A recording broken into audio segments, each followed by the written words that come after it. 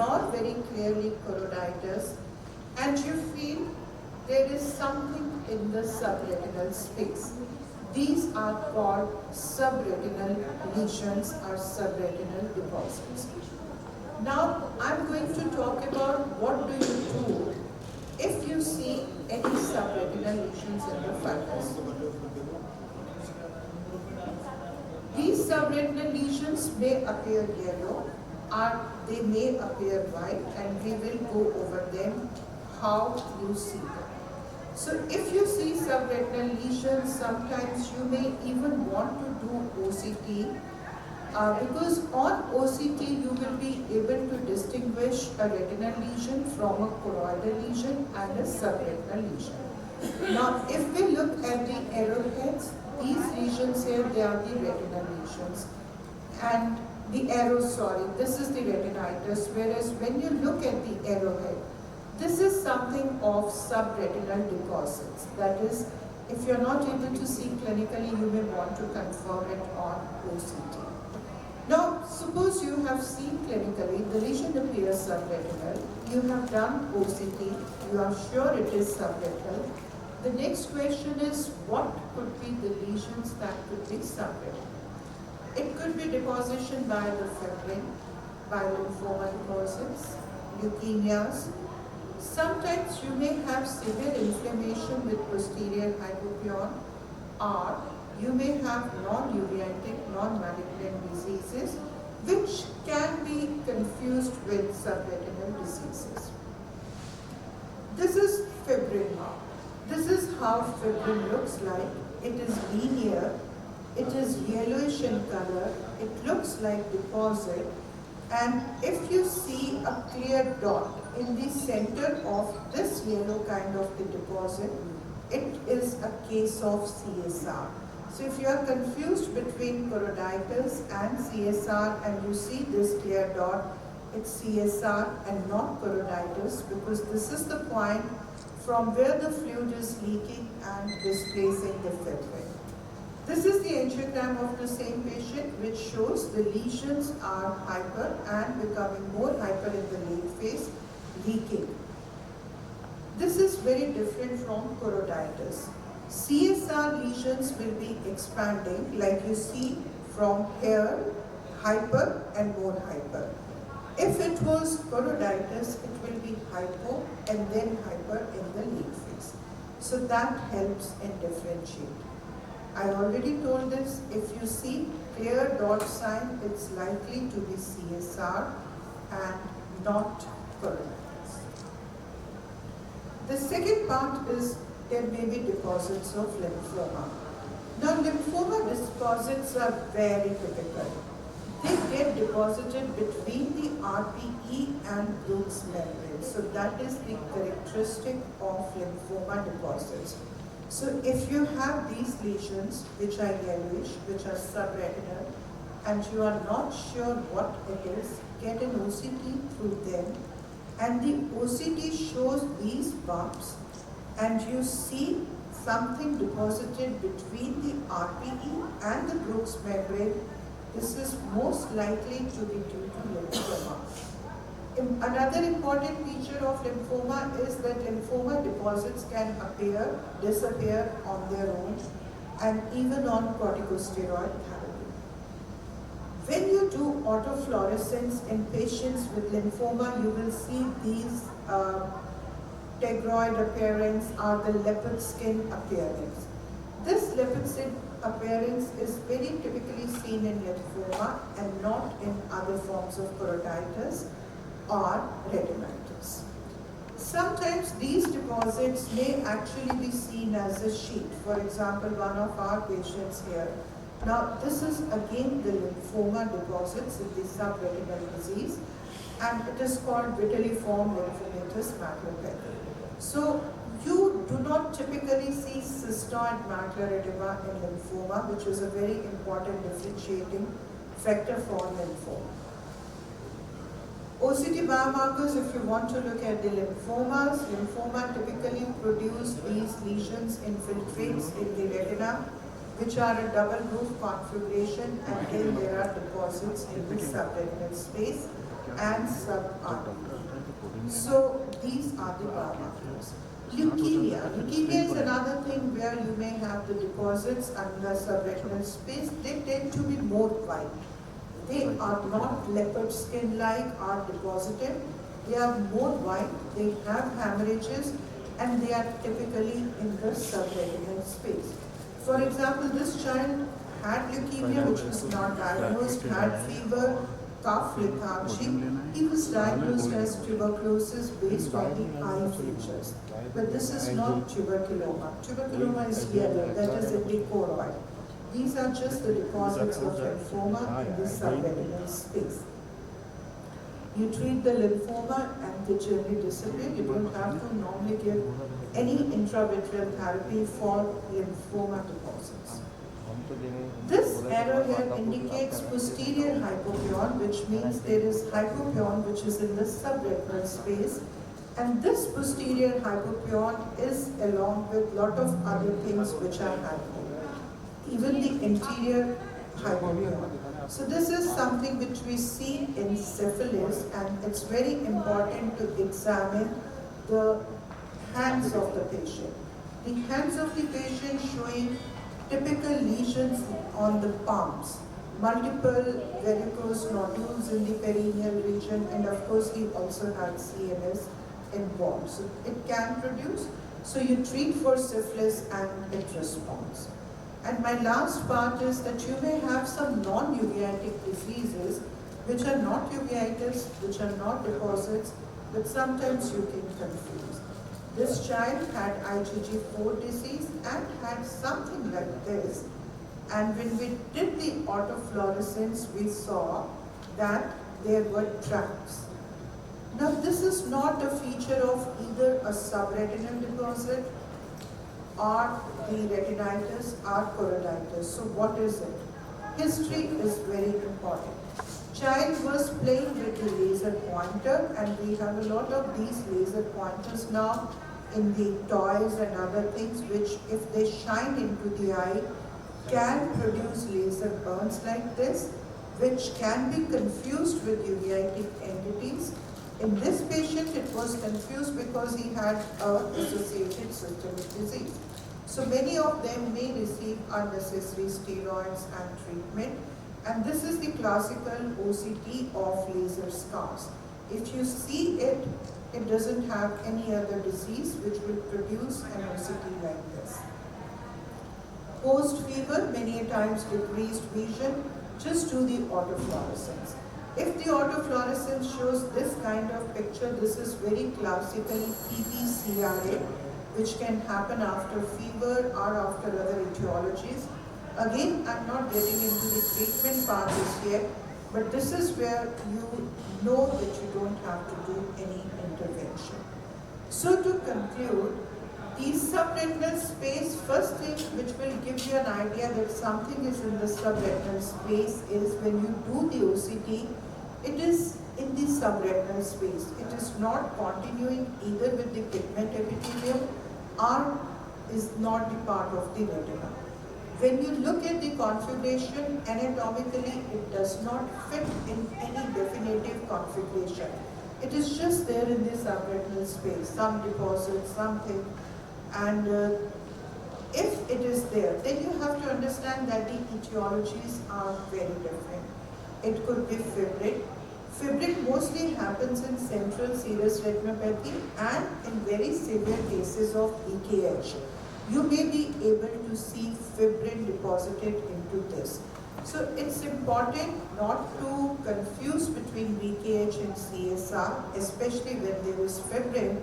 And if you look at that clear dot sign, that will be in CSR and not in VKH. Lymphoma deposits, somewhere 40s to 60s age group.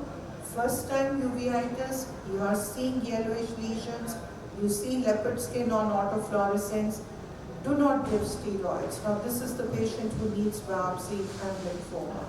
Leukemia patients are generally younger patients, whitish deposits, hemorrhages on top of them, and they won't be multifocal. You generally see one large big deposit. And many times in leukemia, you will have the vessels which will be dilated and tortuous. Posterior hypopyon generally does not come alone. It comes with other pathologies which are happening with it. So that will give you a clue towards the possible etiology. And lastly, the diseases which are not truly subretinal but which could be mimicked with subretinal. For example, I gave an example of a laser scar. So these are kind of uveitis masquerades which you have to be very clear so that you don't start the treatment inadvertently. So with this, if there are any questions, yes, Dr.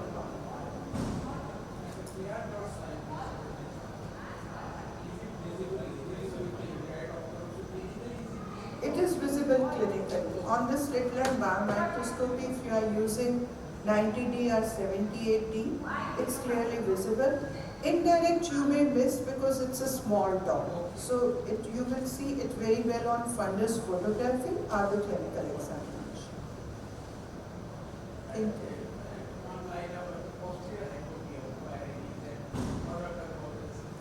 Posterior hypopyon, generally what you see when we say diabetes, we say a boat-shaped hemorrhage when the blood deposits there. Similarly, when there are too many white cells and few of the cells get accumulated in the posterior hyaloid space, we call it posterior hypopyon. It is not seen very commonly. We see a lot of patients with severe uveitis, but posterior hypopyon is not very commonly seen. It is a rarity. However, if you see it, you look for the other things which are happening all over the fundus, and most likely it is because of the infection, and that infection, I showed an example of syphilis patient who developed posterior hypopyon. But it may not be syphilis, it may be toxocera, it may be other. So when you see posterior hypopyon, you try to look for the associated findings which are producing hypopyon. Because that's a secondary event. Primary is something else which is producing. So you have to be careful and mindful of infectious etiology if you are seeing that. Don't jump to start steroids. Thank you. If there are no other questions, we move on to our second presentation by Dr. Manisha Agarwal. And she will be taking Diksha's talk on there is a serous fluid in the posterior pole. It's a kind Rima has to give, sorry, Rima has to leave for another. Did you get Dr. Rima Bansal's talk? She will be talking about a mass in the choroid. Mass in the choroid could be metastasis, it could be tuberculoma, it could be anything. So she's just going to say how do we proceed once we see a mass in the choroid.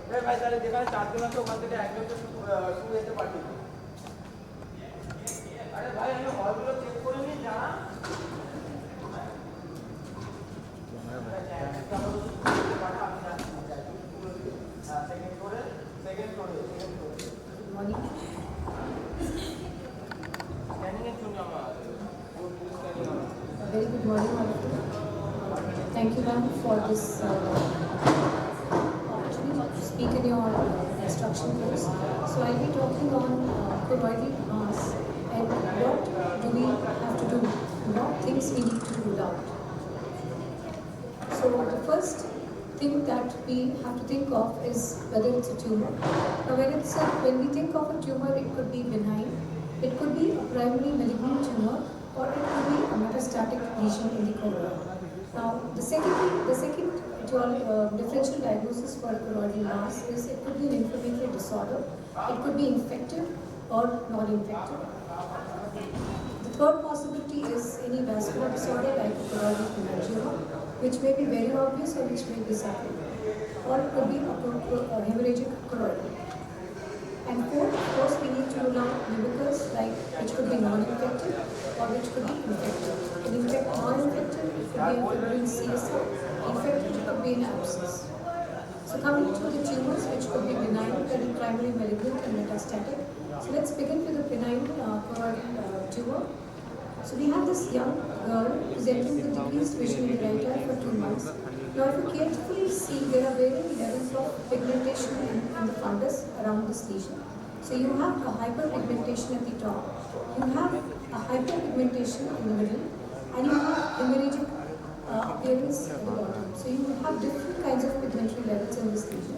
So when we do a radial scan of the OCT, we have different pathologies that are outlined shown by the OCT, like horizontal lamellar lines. I'll not go very much into the details, but we see hyperreflectivity, vascular channels, subretinal fluid, and if we go for the OCT angio, there is a choroidal neovascular complex also seen. Coming to the combined fluorescent and ICG angiography, we see there is choroidal neovascular complex which is confirmed, and the ultrasound shows a dense hyperreflectivity suggestive of choroidal osteoma.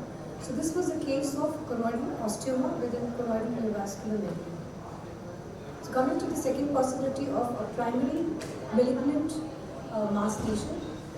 This was a young male who presented with a mass lesion in the right eye with decreased vision. You can see there is fluid inferiorly exudative detachment.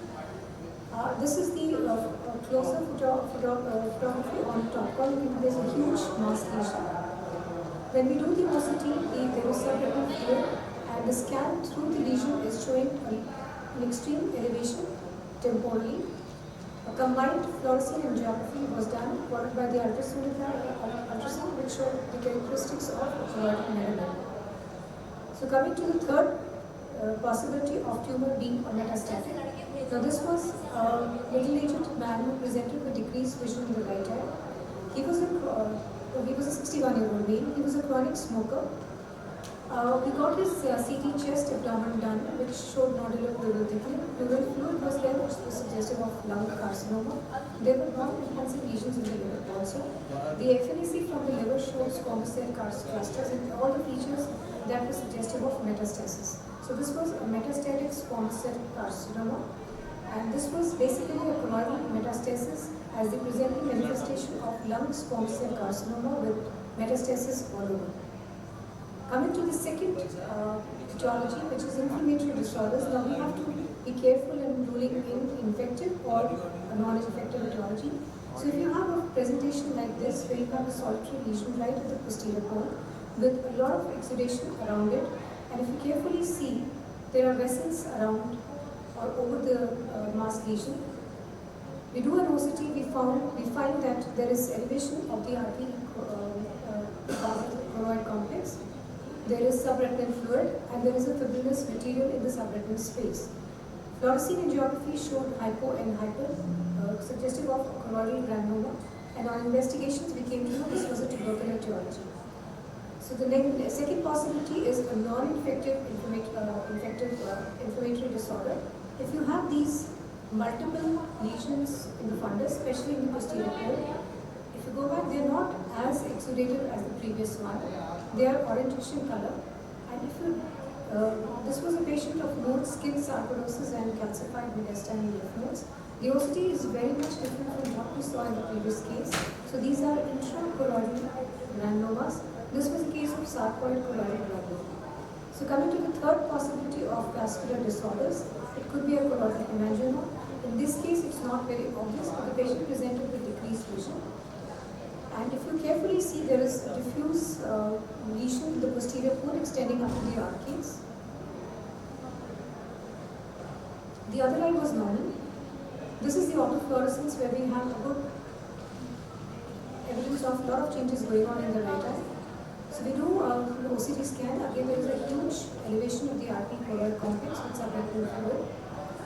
And this is, again, we tried to do multiple scans on the Heidelberg. The ultrasound showed a solid mass hyperechogenic arising from the cones of the eye with high abdominal reflectivity, and combined fluorescein and ICG angiogram confirmed the presence of diffuse choroidal hemangioma in the right eye.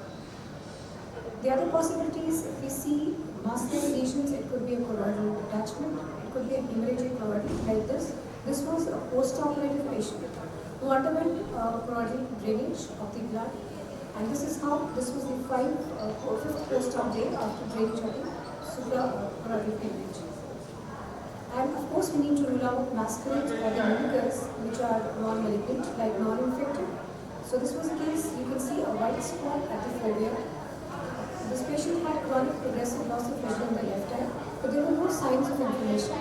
So we need to be sure about the location. It could look like a choroidal mass, it could look like a retinal lesion. So when you do an OCT, this is nothing but hyper-reflective deposit in the subretinal space. This is not a choroid, but it could mimic a choroidal lesion. The autofluorescence gives us good clues. You can see there is chronic CSC changes in the left eye. Fluorescein confirms the presence of chronic CSC. And just stopping these steroids led to resolution of the fibril, and the fundus picture is back to normal. So the OCT is also showing disappearance of the fibrillous material. Coming to the infective etiology, which could look like a choroidal mass. This is a subretinal abscess, and you can see a localized choroidal detachment in upper nasal quadrant. There is posterior hypopyon also, and the anterior segment examination showed hypopyon. So this was a patient who had undergone psoas abscess drainage. So this is nothing but a subretinal abscess secondary to psoas abscess. So the key points when you look at a patient with a choroidal mass lesion, we need to have careful history, clinical clues. Imaging is important when, and of course, multimodal imaging gives us the underlying cause. And out of these, the OCT, autofluorescence, followed by combined fluorescein and ICG. And of course, the ultrasound gives us characteristic clues. So imaging is important, and from here we can have the correct diagnosis of choroidal mass lesion. Thank you very much.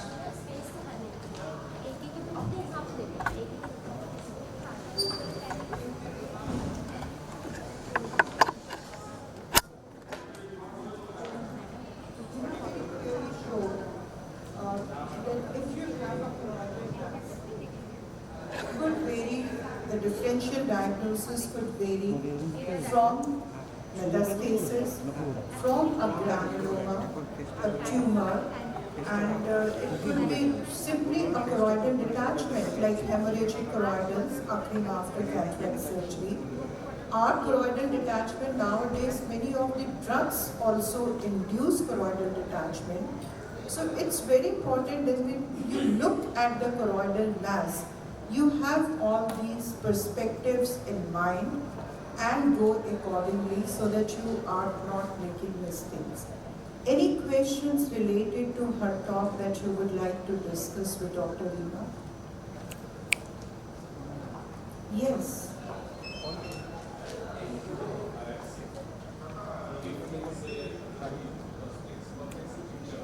Choroidal biopsy? Not really. First, we will do the multimodal imaging. Unless you are suspecting a lymphoma, we will not do choroidal biopsy. So what you want to say, suppose there is a lesion which she is unable to pinpoint the cause. Hello सुनो बोलना बोलना मैं पूरा बोलता तो बोल सुनो okay हाँ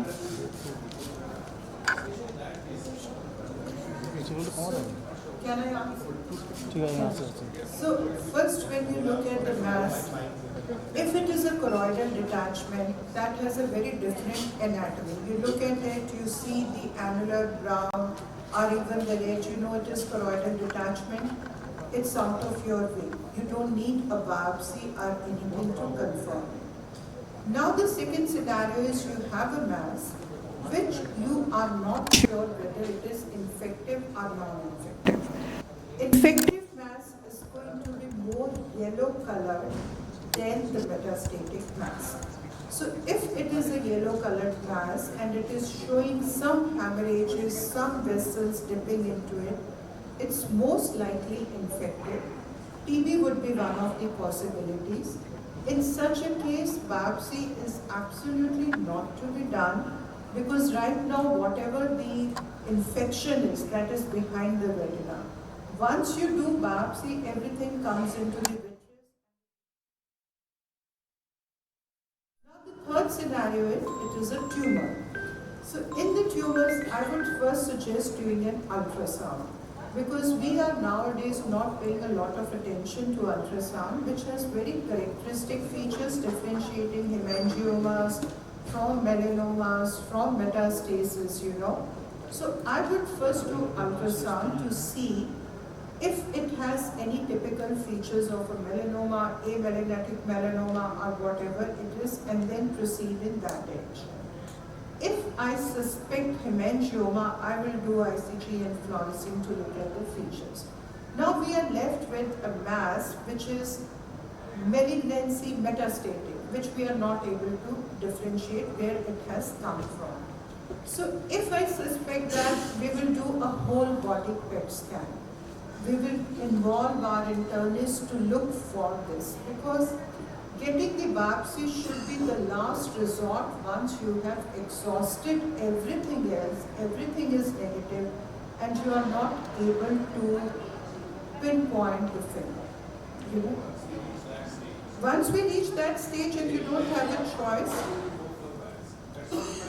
yeah, the biopsy will depend again what are the lesions. There is something called fine needle aspiration biopsy which you do elsewhere in the body in the form of a trochet. So you can go through the pars plana. You can go from inside or you can also go from outside depending on the location of your mass. But it has to be guided by your pre-op imaging.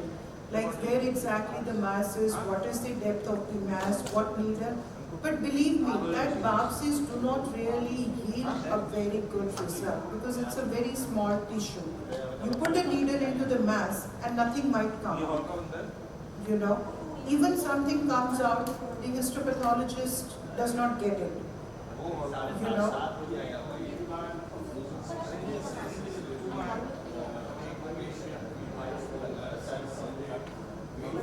Those are the situations which are done by oncologists, and I would ask Simar to answer to it. Like from our point of view, we are not really going for that.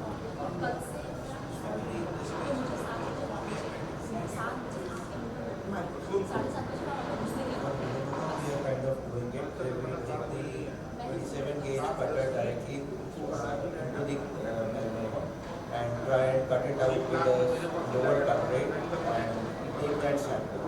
So that is important diagnostically, and also now there is genotyping that is being done with that sample that kind of prognosticates the patient. So that is the only scenario that I am aware of where we do it. And That second is, also, once you are doing it, you either resect the melanoma completely or you put in a plaque along with it.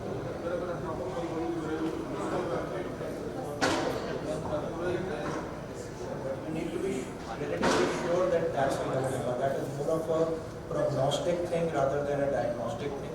If you are going into, you are prognosticating the patient. thank you. Our next talk is by Dr. Manisha Agarwal. Thank you, Rina. She will talk about, you see fluid in the posterior pole and you do not know, and it's a very common scenario sitting in the uveitis clinic that patients of CSR are diagnosed as leakage and leakage is diagnosed as CSR. So she's going to talk about how to go about so that we don't make such mistakes. A very good morning to all of you, and thank you, ma'am, for making me a part of this wonderful IC.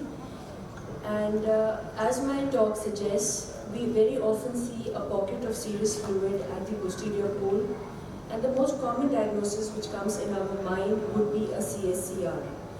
And these are the various OCT scans. I have put around 5 OCT scans, all having a pocket of fluid. But there are very subtle things that we need to register in our mind or notice or observe carefully. And that's going to help us to differentiate between various etiologies, which all resemble in the form that they all have a pocket of subretinal fluid at the posterior pole. So this is the classical CSCR where you see a pocket of SRF.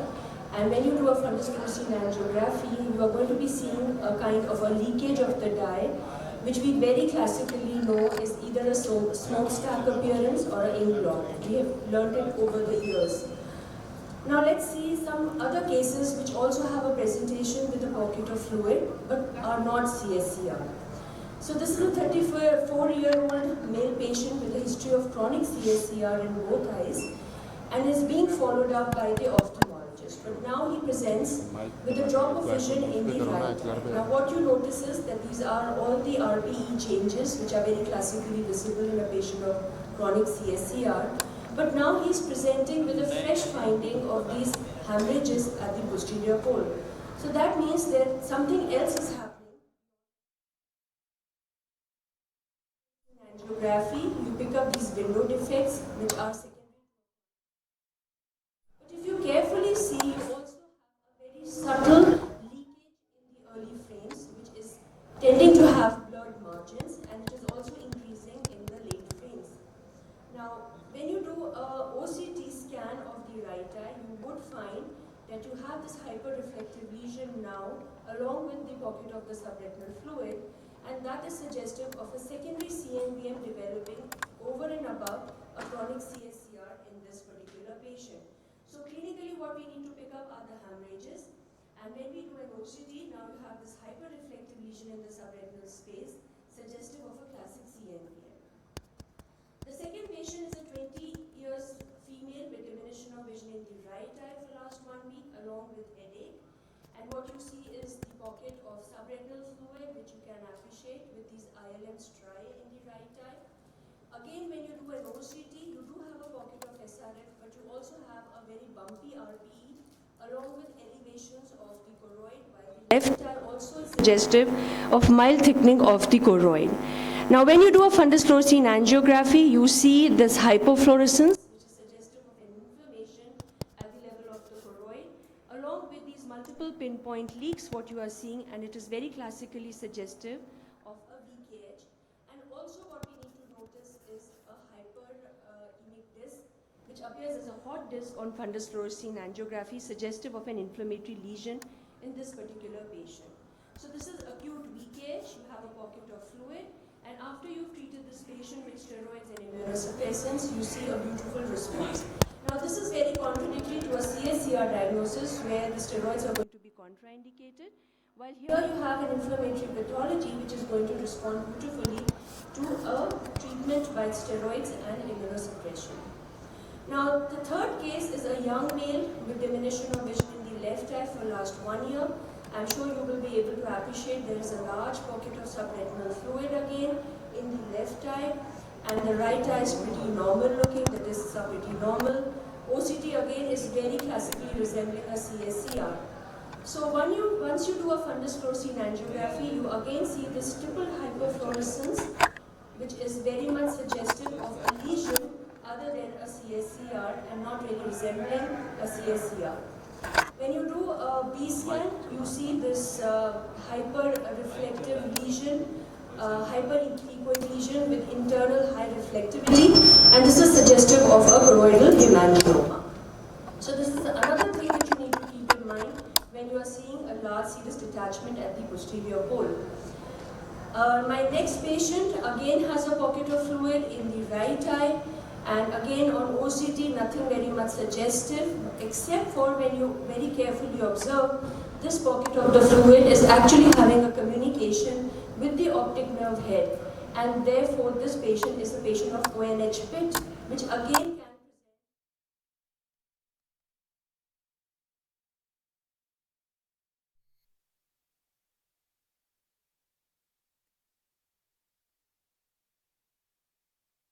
techniques which have been described for closing the optic nerve head bit. Now, this is another patient of mine, a 60-year-old female patient. Clinically, if you see there's a hyperemic disc, you have something going on over here, but she basically presents with a pocket of fluid, but there is also pain around the periorbital region, and which is radiating towards the left hemicranium. The vision is very low as 1/60. And when you do an OCT, you again have a pocket of fluid, but along with that, you have a very bumpy RPE and choroid, suggestive of that there is something else which is going on.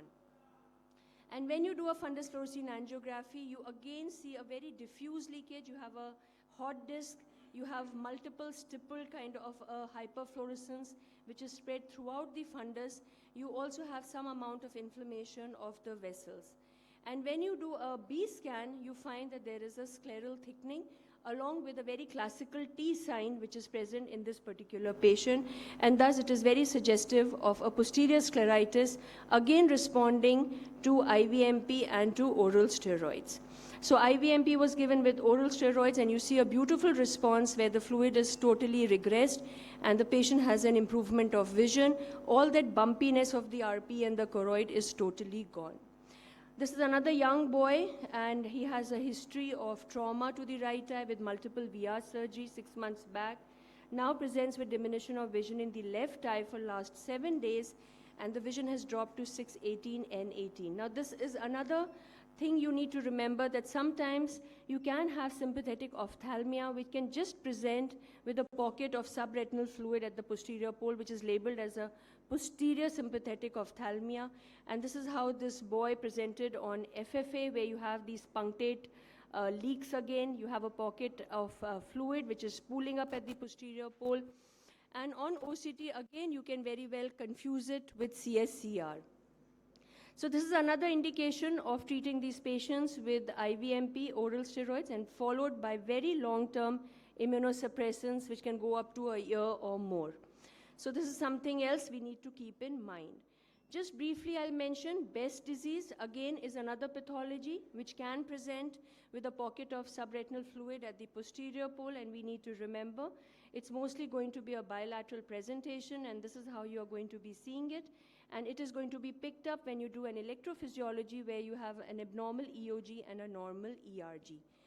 And again, a dome-shaped macula can be associated with a pocket of subretinal fluid at the posterior pole, where you will see a huge bump of the choroid again on OCT, and this is really not going to be responding to any treatment of yours.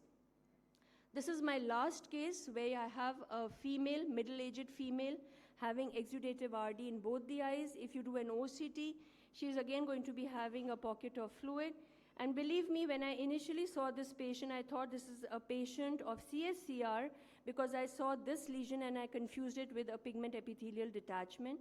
She was being diagnosed as VKH, treated with steroids, treated with 2 immunosuppressants, and not responding to treatment. She had already developed an extensive exudative detachment. She had subretinal gliotic bands. And what went wrong strongly against a diagnosis of VKH in this lady was she was not responding to steroids and 2 immunosuppressants that was being given to her. I also made a mistake that I diagnosed it as chronic CSCR. I stopped all the treatments of steroids and immunosuppressants, gave her a trial of eplerenone, but there was absolutely no response. This is the time when you need to revise your diagnosis and go back to the investigations. Probably you've missed something to notice in a busy OPD. And next time when I went back to the OCT, I noticed that she had these very subtle choroidal bumps. And when I went back to this patient, I did an FFA, which was not really very definitive of a particular diagnosis, just a very diffuse kind of a hyperfluorescence on FFA. So we went back to the patient again and did a detailed history taking, and this time she came up with the history of a small nodule in the right breast, which was 2 years back diagnosed to be just benign. Since we wanted to buy time, we were ourselves lost, we didn't know what we were dealing with. We referred her back for an evaluation of this breast lump, which had been diagnosed to be benign 2 years back. And rightly so, this time she had lumps in both the breasts with matted axillary lymph nodes, and by the oncologist, she was suggested a whole battery of investigations, and she was diagnosed to have bilateral breast invasive ductal carcinoma grade 3 with bilateral choroidal metastasis. So we need to surely remember that you can have an underlying masquerade, and that can be really fatal to the patient if not diagnosed and treated on time. So this is a busy slide which outlines all the kinds of etiologies which can present with a very subtle pocket of fluid at the posterior pole. And if you are not alert, if you are not observant of the investigations and the findings on these particular investigations, you can really go wrong in your diagnosis. So a detailed history, along with a good clinical examination, multimodal imaging, and above all, a strong index of suspicion can really help you in making a correct diagnosis and managing your patients right. Thank you so much for your patient listening.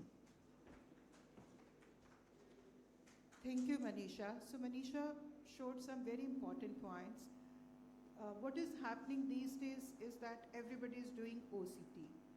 So patient comes with whatever complaints, you do OCT. You see serous fluid on OCT, and then you automatically think it is CSR. but that's not life. You know, everything in life is not CSR. So she showed multiple etiologies which can produce fluid in the posterior pole. And if you look at the bottom line of her talk, the bottom line of talk is the clinical examination.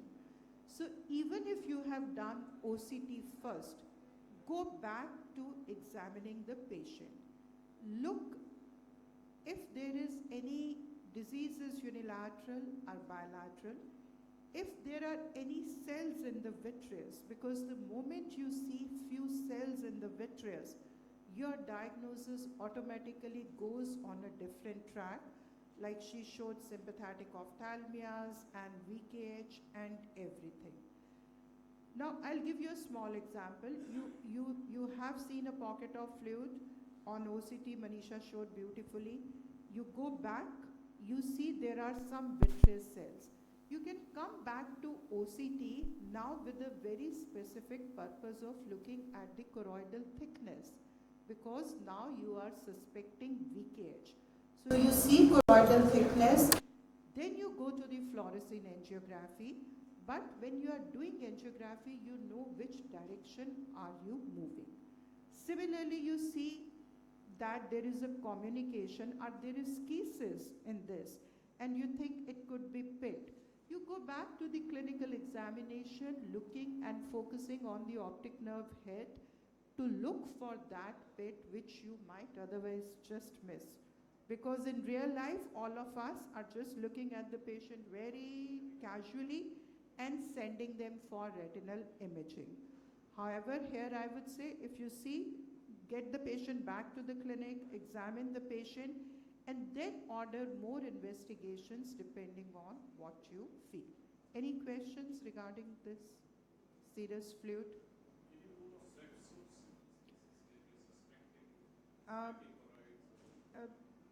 Swept source is very important if you're looking at VKH, because you want to look at the choroidal thickness, or what she showed, posterior scleritis.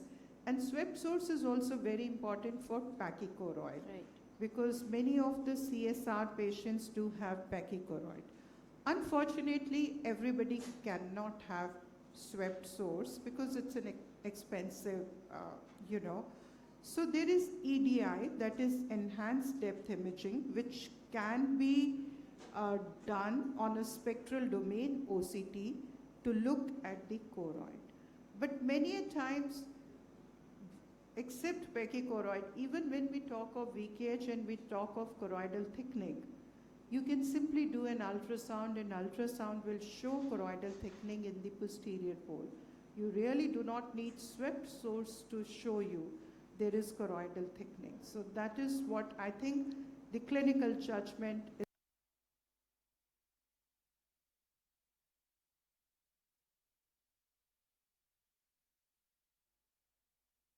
I've been just got a vision, 70 years of age, lady, having a localized area of serous detachment, neurosensory detachment, and there is an abyssal cells in the vitreous. So I felt whether it's pachychoroid manifesting in that way. So I'm keeping her under watch. It's not increasing, it's localized. And so what else we should do? Because we know that, if it is a pachychoroid, should we go for a anti-VEGF, or what we should do? Should we just watch it? I would let Manisha answer this one first, and then I come. I think, sir, if you're dealing with an elderly lady, the first thing that will come to my mind would be a choroidal neovascular membrane. It may be a very subtle membrane. I would surely subject that lady to an OCTA or to an ICG and try to see that if there is any underlying CNVM. That would be my first differential.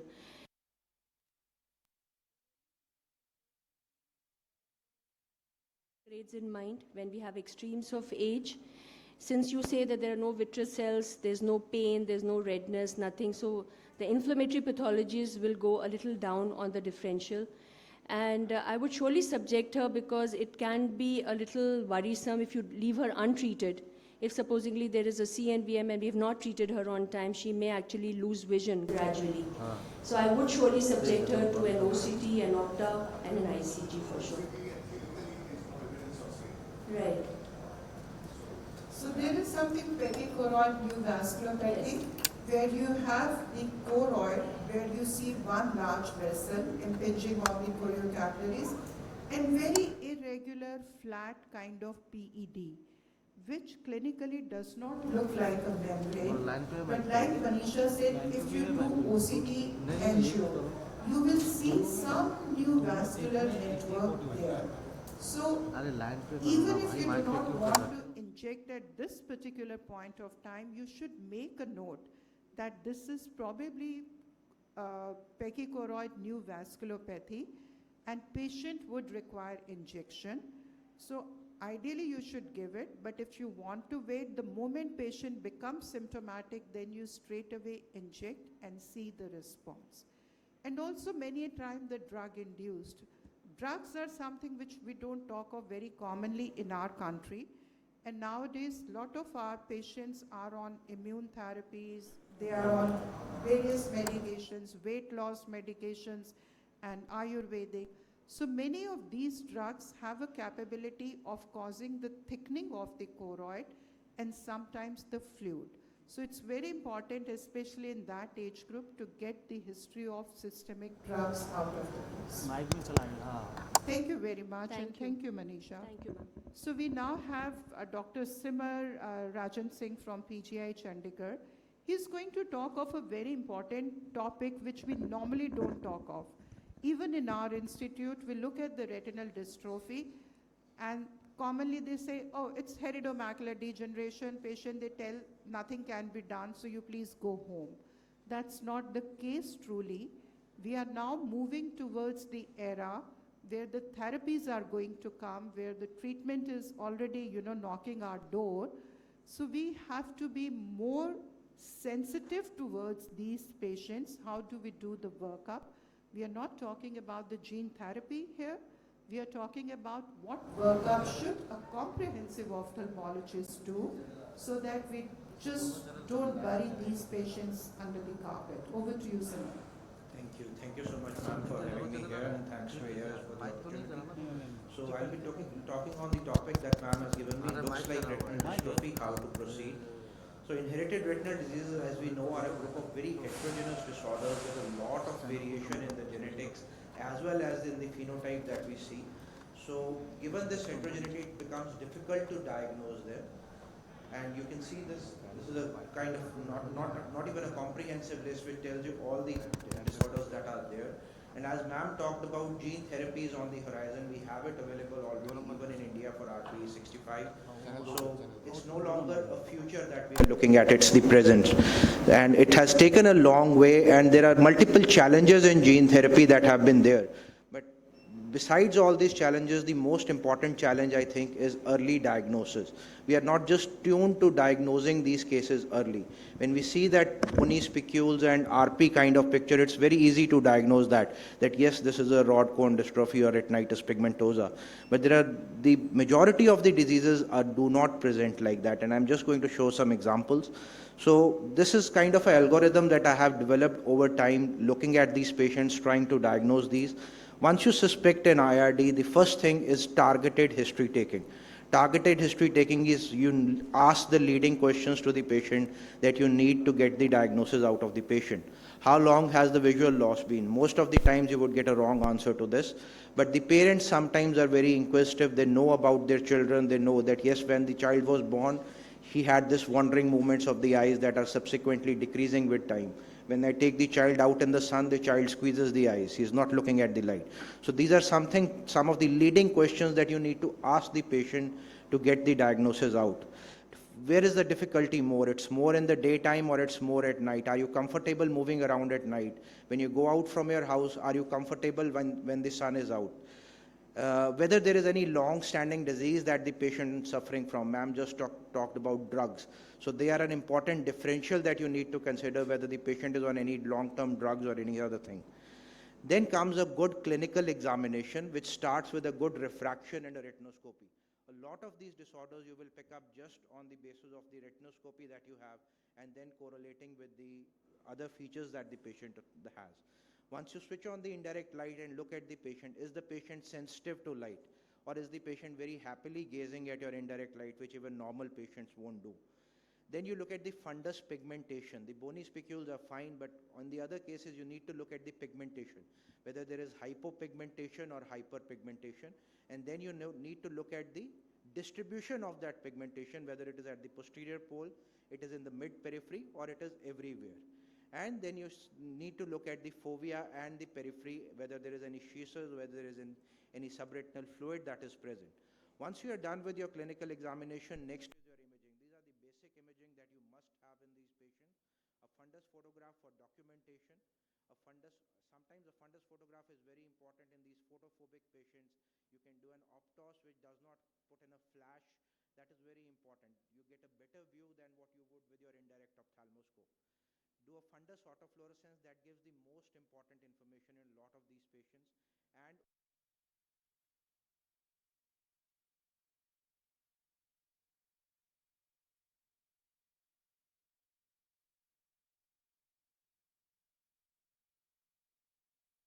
it is varied by the examiner, my bias, or the patient's bias in telling you the history.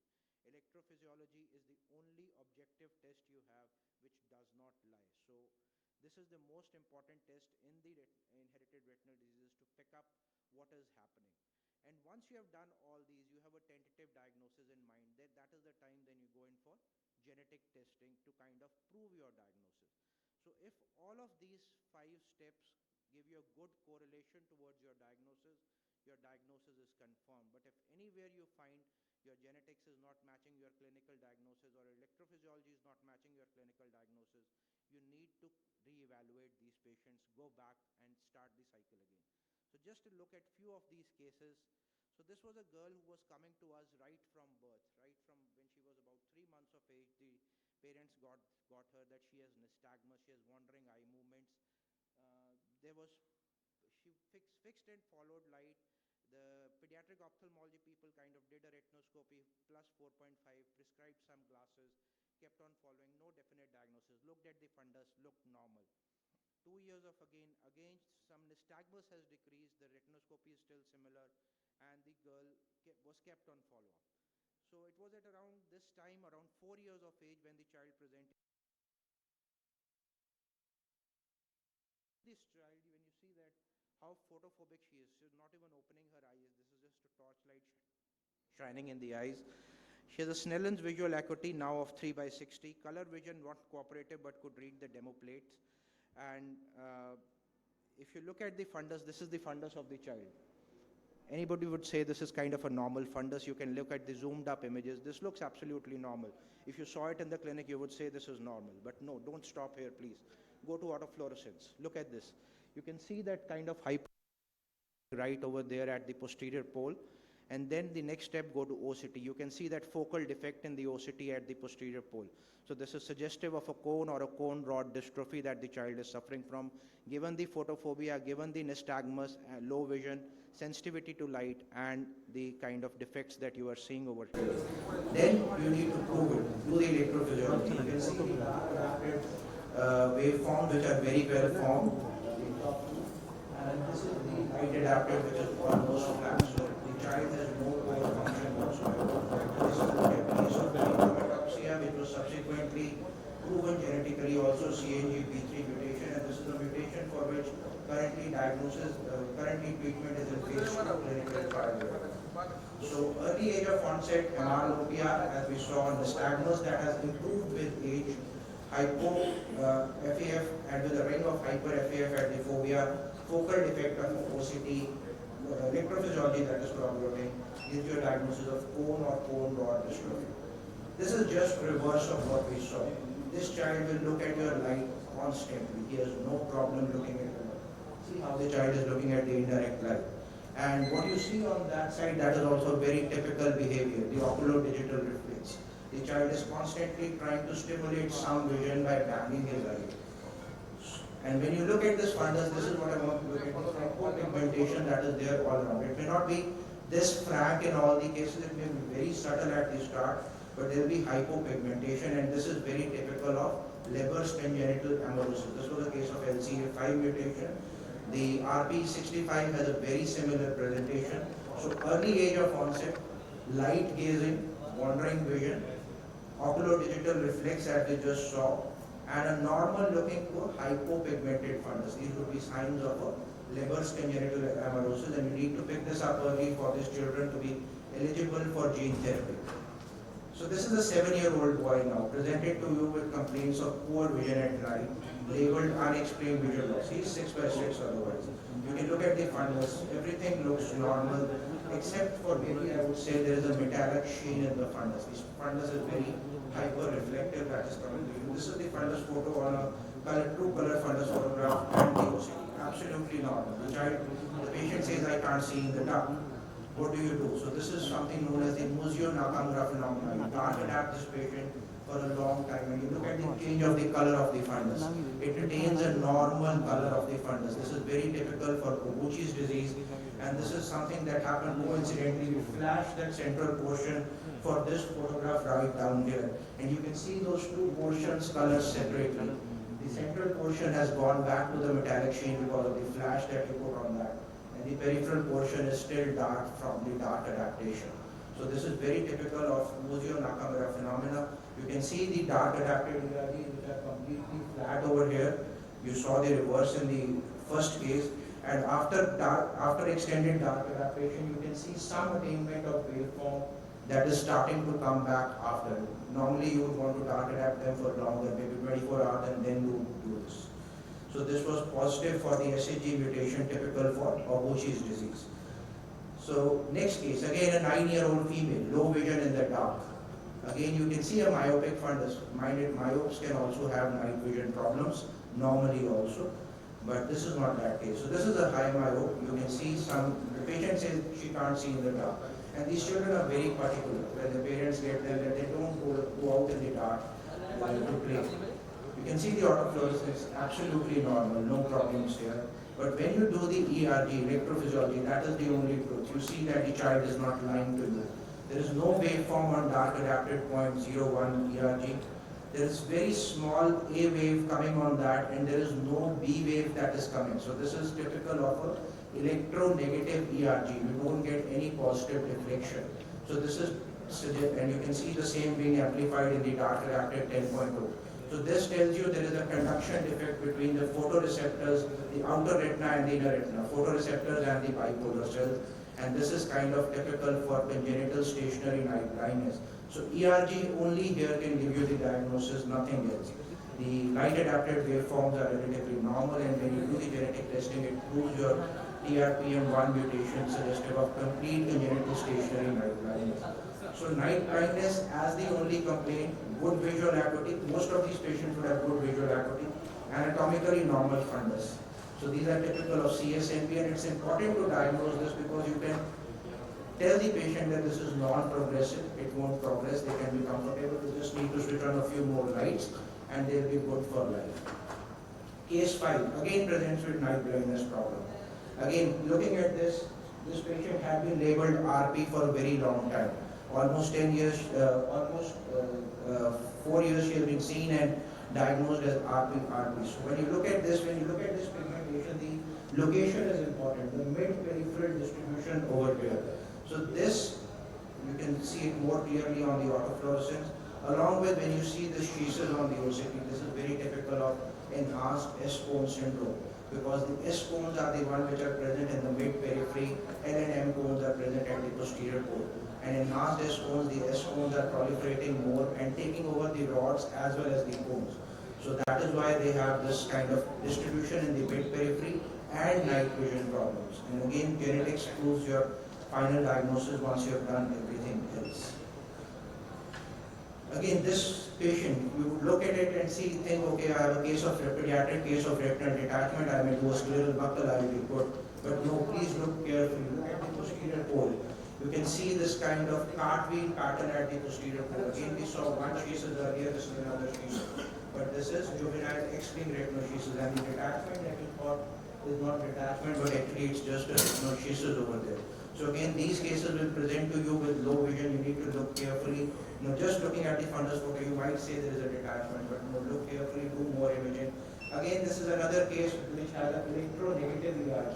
You have the A wave going down, but no positive deflection because there is a split in the retinal layer. The outer retina and the inner retina are disconnected. So you get the A wave from the photoreceptors, but no B wave from the bipolar cells.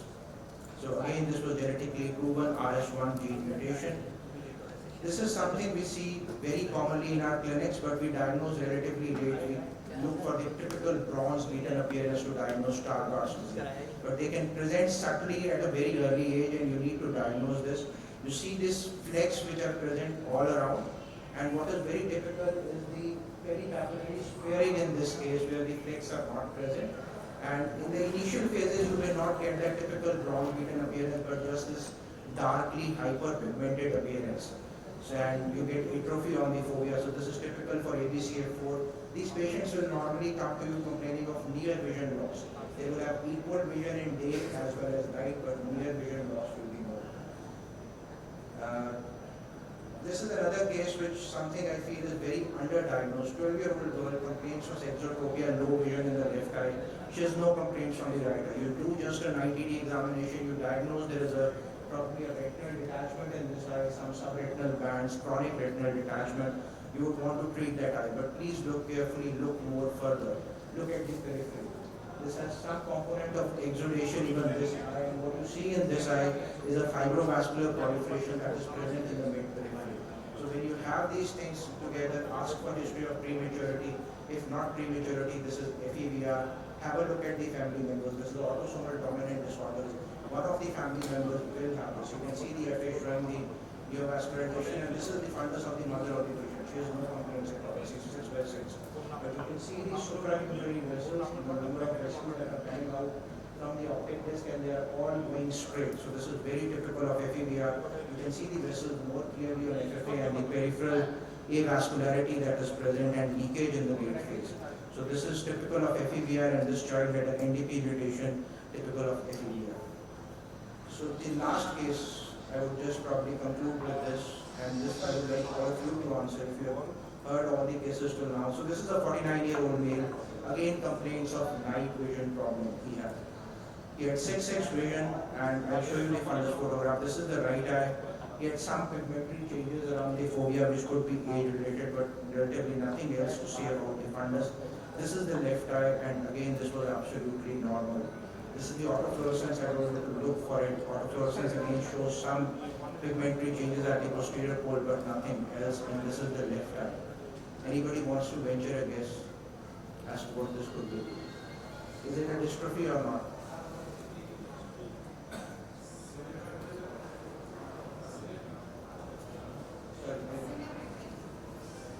Okay, no. So again, the OCT absolutely normal, clear OCTs in both the eyes. So given the age, you need to look at the history more intensely. Normally, these night vision problems, congenital stationary night blindness, they will present in the first or the second decade. You will get to know that when they start going out. But when the patient is coming to you at 50 years of age, just look more closely. This is the dark adapted ERG. This is the normal ERG. Just to show you again flat. The patient is not blind. He can't see in the dark. The others are absolutely flat. But what you see here is there is no electronegative waveform. You have a A wave, you have a B wave, but both of them are reduced.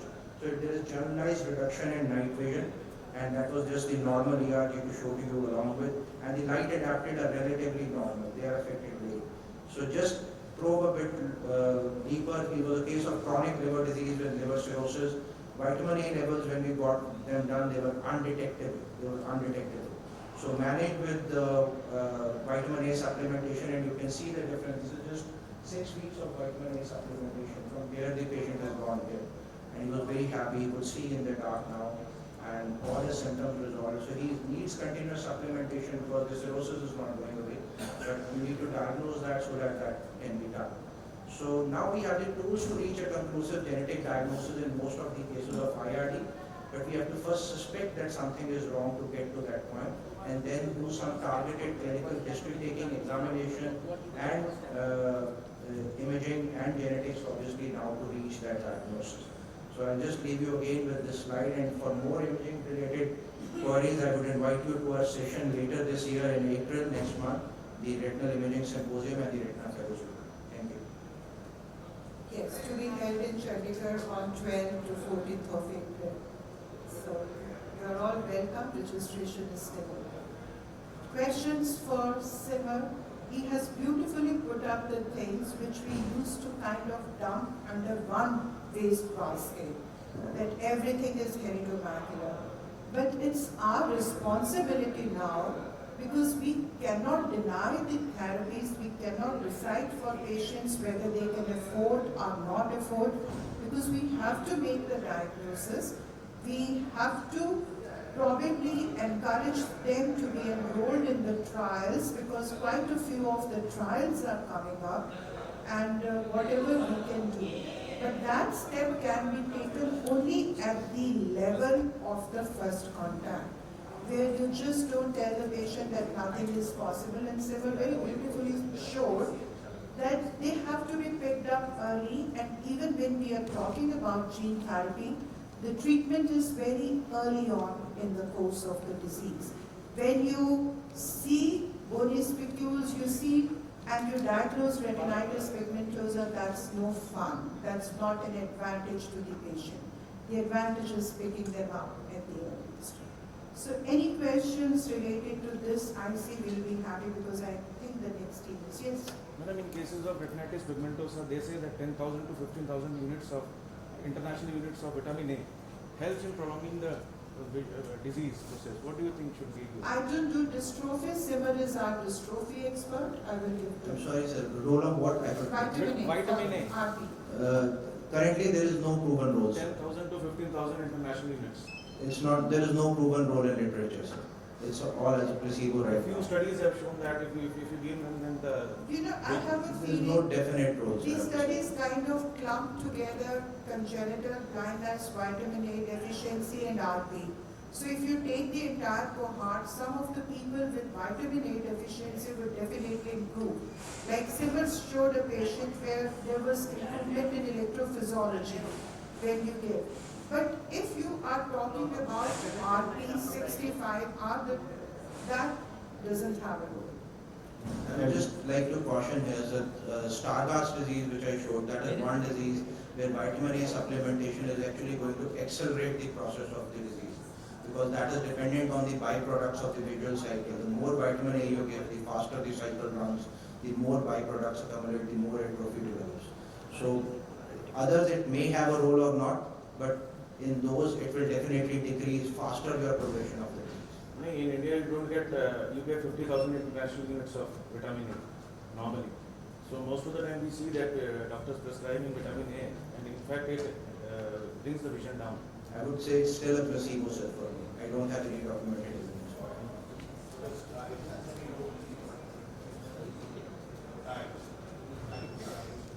Right.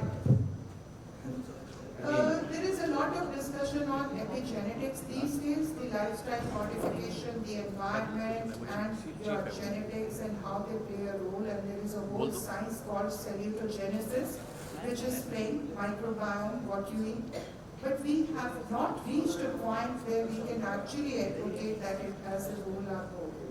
Maybe 20 years from now, it will have a role.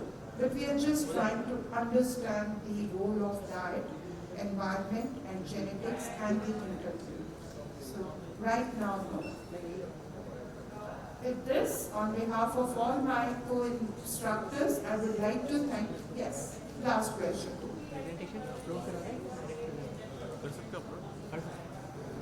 Now refer the patient for?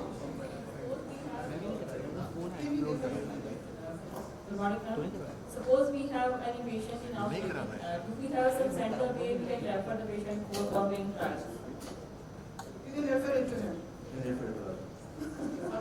I am from Then surely offer it to the patient. Yeah.